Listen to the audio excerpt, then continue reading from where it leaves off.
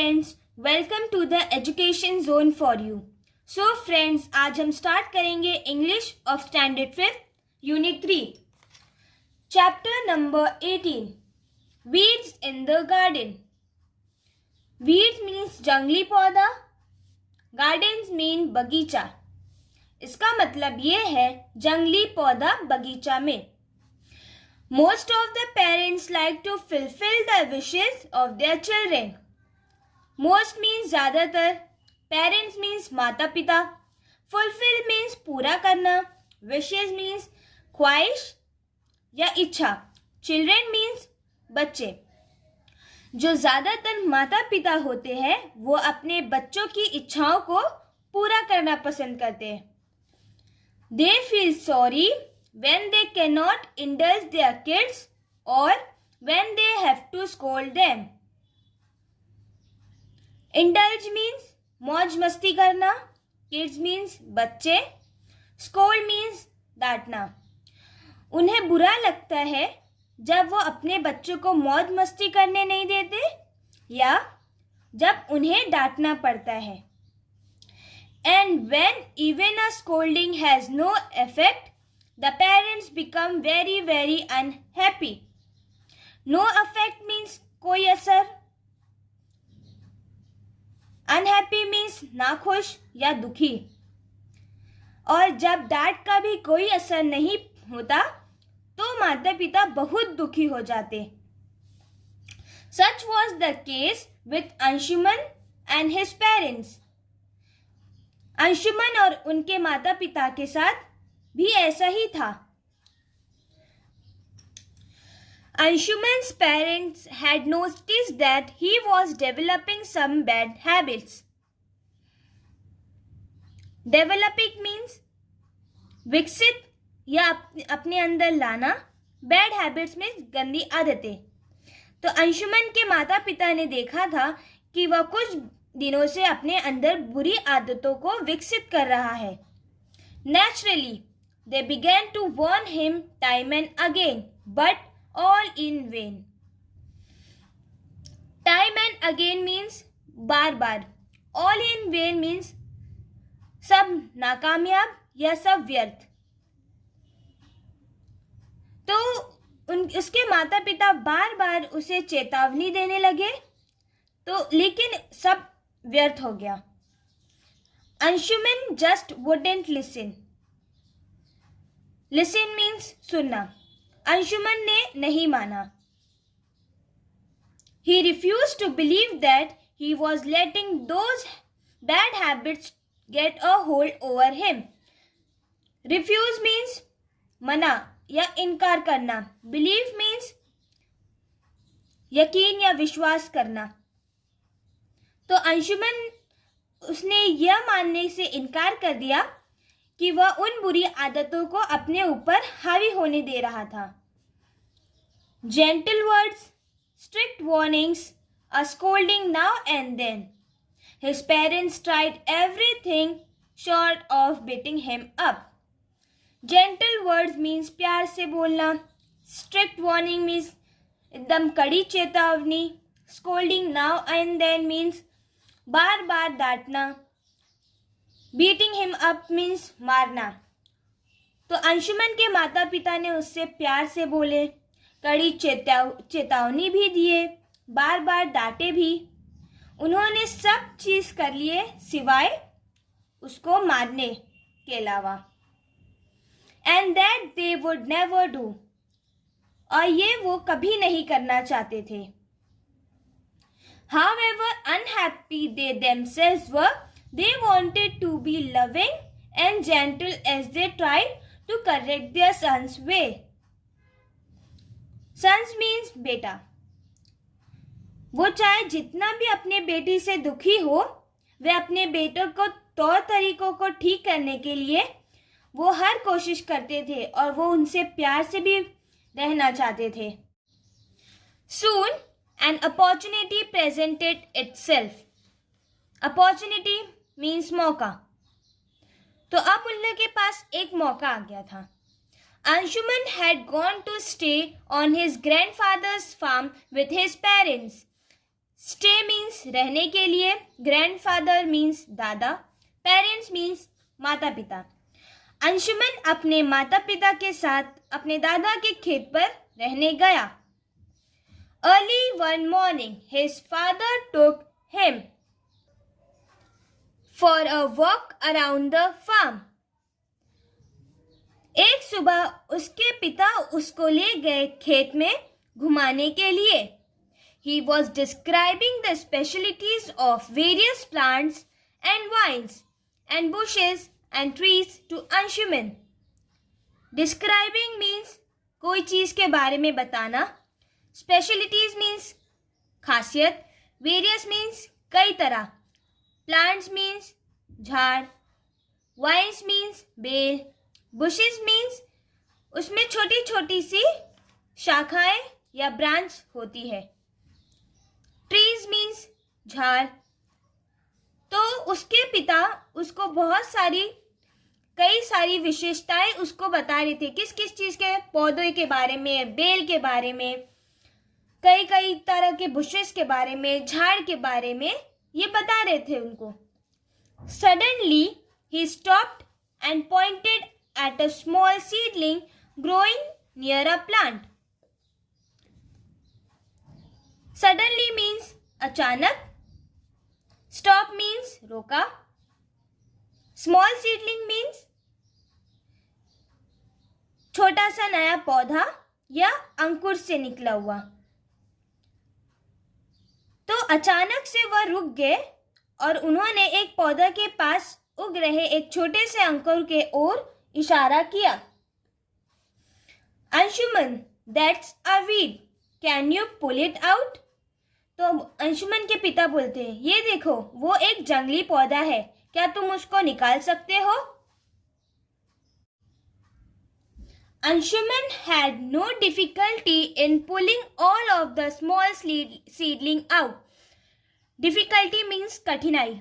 तो अंशुमन को सभी छोटे छोटे अंकुरों को बाहर निकालने में कोई कठिनाई नहीं हुई।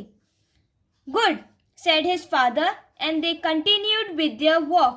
Good means अच्छा, continued means जारी रखना और walk मतलब चलने।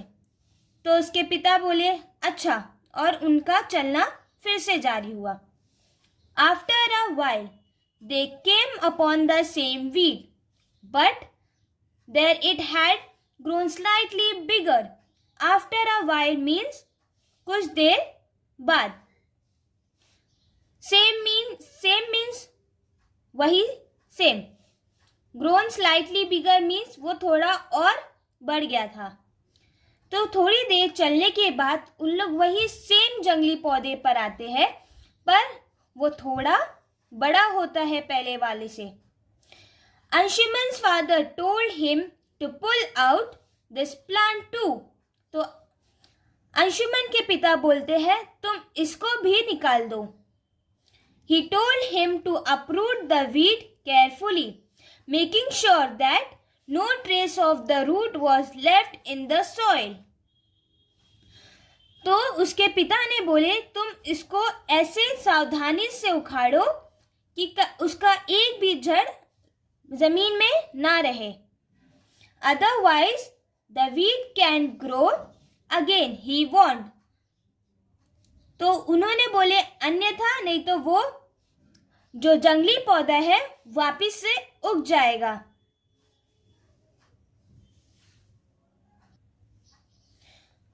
Anshuman uprooted the plant carefully, twisting it and pulling it hard so that the whole of it came out. Carefully means सावधानी से, twisting means घुमाया, pulling in hard means खींचा।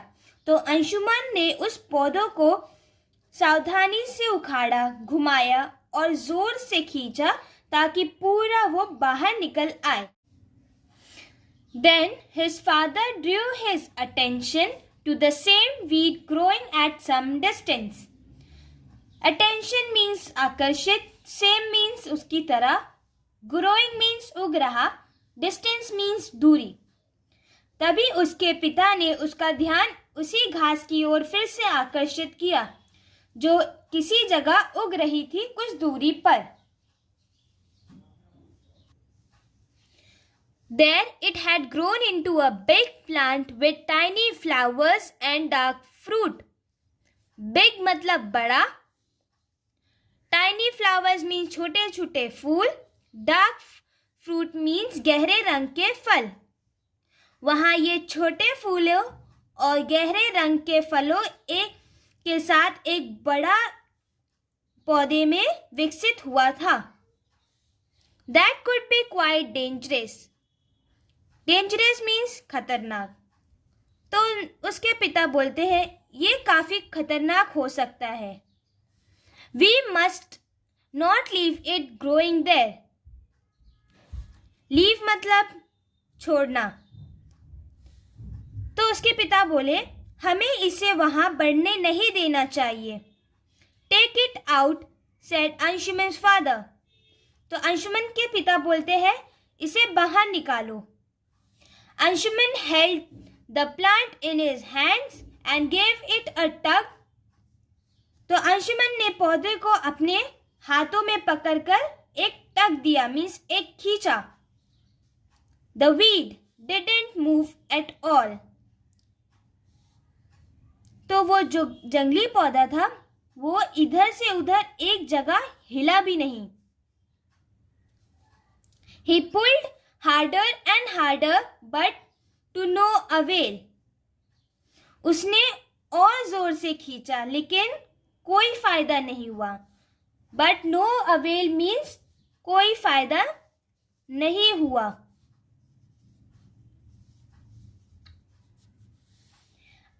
I can't get this out, exclaimed Anshuman.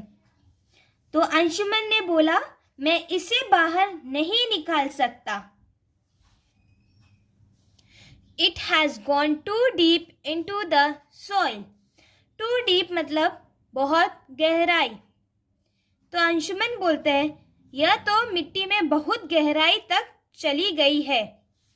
So then his father brought some implements. They dug around the weed and with great effort pull it out. Brought मतलब लाया, implements means औजार, dug means खोदा, great effort means बहुत मेहनत। तब उसके पिता कुछ औजार लाए। उन्होंने घास के चारों ओर खोदा और बड़ी मेहनत से उसे बाहर निकाला।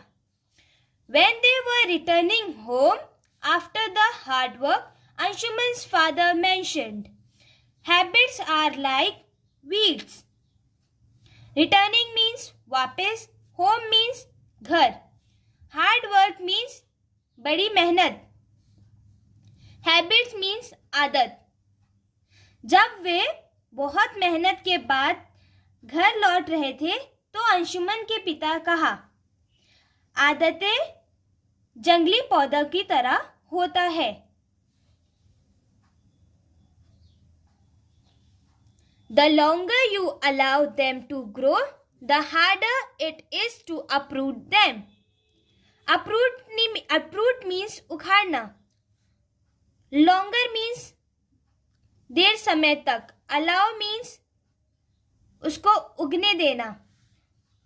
तो उसके पिता बोले कि तुम जितनी देर आप उन्हें बढ़ने देंगे उन्हें उखाड़ना उतना ही कठिन होगा।